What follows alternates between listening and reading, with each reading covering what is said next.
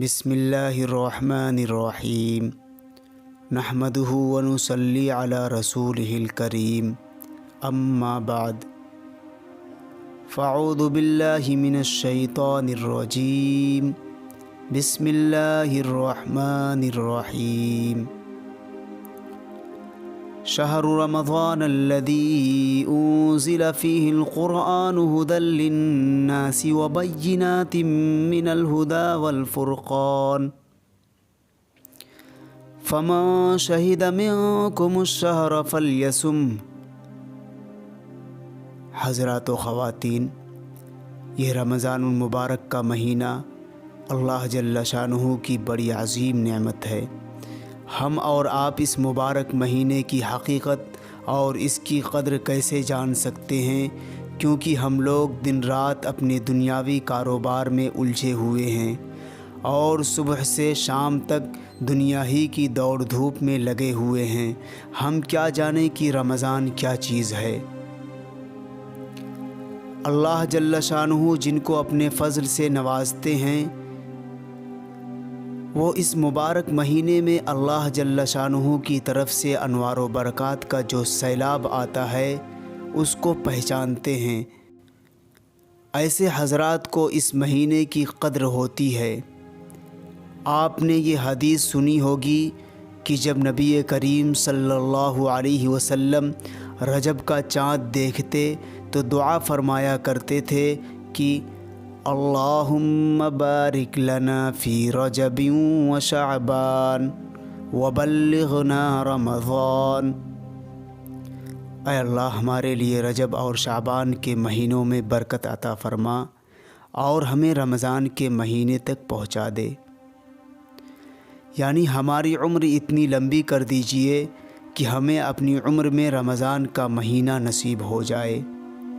اب آپ اندازہ لگائیں کہ رمضان آنے سے 2 ماہ پہلے رمضان کا انتظار اور اشتیاق شروع ہو گیا اور اس کے حاصل ہو جانے کی دعا کر رہے ہیں کہ اللہ تعالیٰ یہ مہینہ نصیب فرما دے۔ یہ کام وہی شخص کر سکتا ہے جس کو رمضان المبارک کی صحیح قدر و قیمت معلوم ہو۔ اب سوال یہ ہے کہ حضور اقدس صلی اللہ علیہ وسلم کو یہ اشتیاق اور انتظار کیوں ہو رہا ہے کہ رمضان المبارک کا مہینہ آ جائے اور ہمیں مل جائے؟ وجہ اس کی یہ ہے کہ اللہ تعالیٰ نے رمضان المبارک کو اپنا مہینہ بنایا ہے۔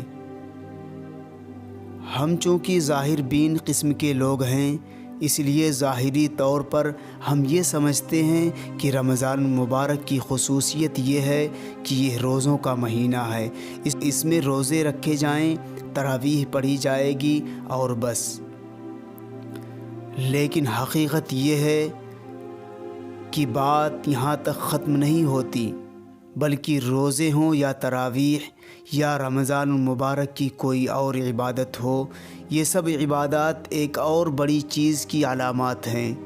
وہ یہ ہے کہ اللہ تعالیٰ نے اس مہینے کو اپنا مہینہ بنایا ہے تاکہ وہ لوگ جو 11 مہینے تک مال کی دوڑ دھوپ میں لگے رہے اور ہم سے دور رہے اور اپنے دنیاوی کاروبار میں الجھے رہے اور خواب غفلت میں مبتلا رہے، ہم ان لوگوں کو ایک مہینہ اپنے قرب کا عطا فرماتے ہیں۔ ان سے کہتے ہیں کہ تم ہم سے دور چلے گئے تھے اور دنیا کے کام دھندوں میں الجھ گئے تھے، تمہاری سوچ، تمہاری فکر، تمہارا خیال، تمہارے اعمال، تمہارے افعال، یہ سب دنیا کے کاموں میں لگے ہوئے تھے۔ اب ہم تمہیں ایک مہینہ عطا کرتے ہیں، اس مہینے میں تم ہمارے پاس آ جاؤ اور اس کو ٹھیک ٹھیک گزار لو تو تمہیں ہمارا قرب حاصل ہو جائے گا، کیونکہ یہ ہمارے قرب کا مہینہ ہے۔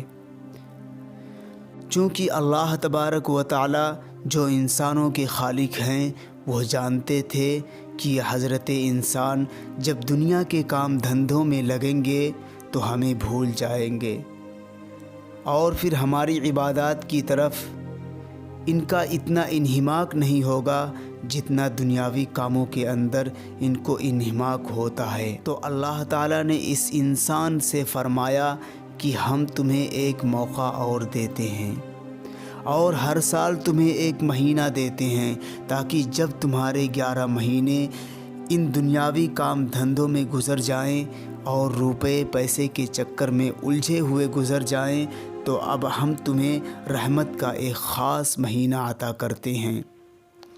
اس مہینے کے اندر تم ہمارے پاس آ جاؤ تاکہ 11 مہینوں کے دوران تمہاری روحانیت میں جو کمی واقع ہو گئی ہے اور ہمارے ساتھ تعلق اور قرب میں جو کمی واقع ہو گئی ہے، اس مبارک مہینے میں تم اس کمی کو دور کر لو۔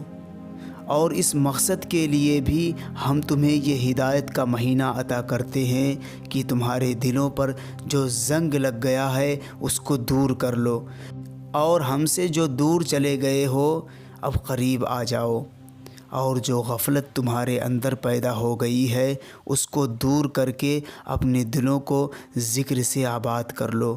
اس مقصد کے لیے اللہ تعالیٰ نے رمضان کا مہینہ عطا فرمایا۔ ان مقاصد کے حاصل کرنے کے لیے اور اللہ تبارک و تعالیٰ کا قرب پیدا کرنے کے لیے روزہ اہم ترین عنصر ہے۔ روزہ کے علاوہ اور جو عبادات اس ماہ مبارک میں مشروع کی گئی ہیں وہ بھی سب اللہ تعالیٰ کے قرب کے لیے اہم عناصر ہیں۔ اللہ تعالیٰ کا مقصد یہ ہے کہ دور بھاگے ہوئے انسان کو اس مہینے کے ذریعے اپنا قرب عطا فرماویں۔